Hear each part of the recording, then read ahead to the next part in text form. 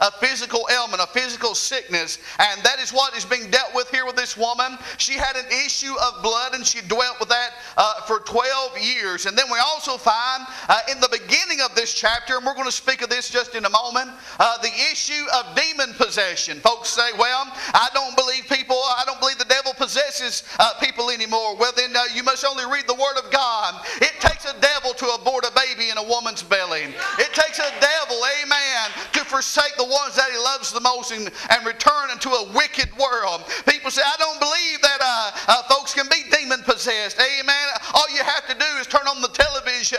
We see, as Sister Leslie mentioned earlier, the Gideons had been placing Bibles and offering fifth graders the opportunity to receive the Word of God. The ACLU rose up against that, and they said, well, we also have to give the alternative message. And so they allowed the atheists to come in and begin to offer another story. And it was a pretty story.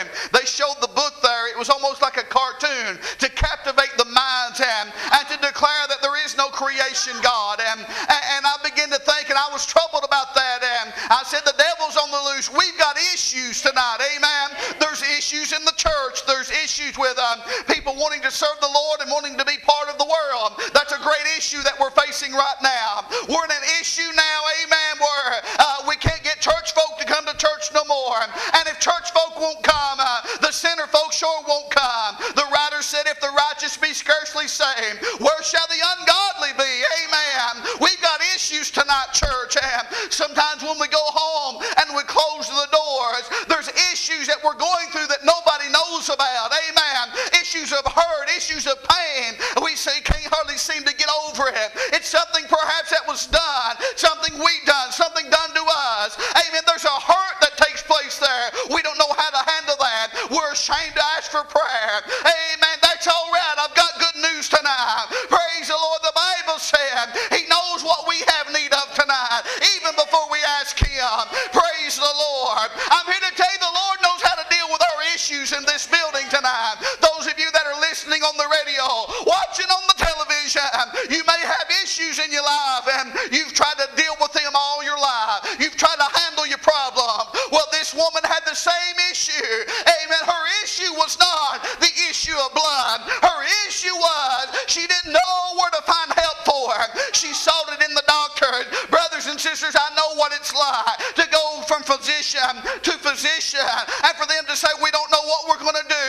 Amen. A little over 3.5 years ago, illness hit my body and I found myself down and out, unable to do anything. Couldn't work, and when one thing would get better, another thing would get worse. And I said, oh God, I've got issues. And they would say, we can't help you here. We're going to send you up there. We can't help you here. We're going to send you over there. I went from physician to physician, from doctor to doctor.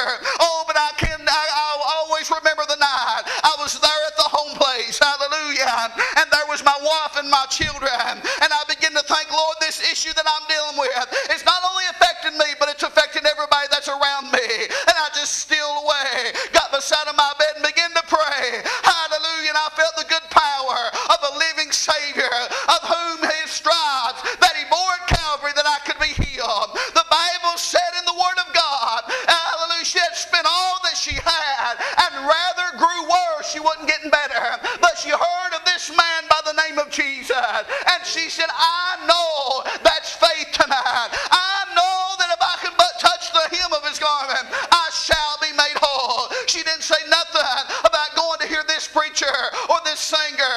She didn't say nothing about going to the synagogue and asking the Pharisee or the Sadducee. She was talking about the Lord. And she said, if I could but touch Him, I know I shall be made whole. And the Bible said she had to begin by putting forth an effort. There was a great multitude there. It was at this point that Jesus' healing ministry was very renowned. They would come from all over and they would bring them to the Lord, those that were sick, those that were possessed with devils. And the Bible says He healed every one of them. People say, He won't do that for me. If He won't do it for you, then He's a liar. And it's impossible for God to lie. He's no respecter of persons. But by faith, when we touch the Lord, amen. There's a difference in coming to the Lord and going through the motions and then really touching the Lord, amen. You see, there was a great multitude there. No doubt the disciples were there. There was those that were bringing their sick. There was those that just wanted to see this man Jesus. Hallelujah. But in her heart, she said, if I can just touch him, he don't have to speak to me.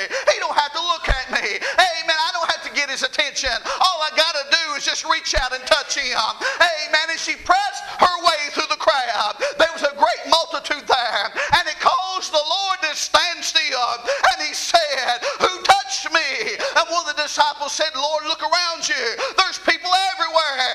Everybody's touching you. He said, you don't understand. I perceive that virtue has gone out of me while I'm preaching tonight. Hallelujah. And you're listening. Where can touch the Lord through the Word of God. Hallelujah. He's not a fairy tale or a fable. He's not a distant deity. He's a very present help in our time of need tonight. She reached out and she touched the Lord. I can only imagine. She said, if I could just touch the hem of his garment.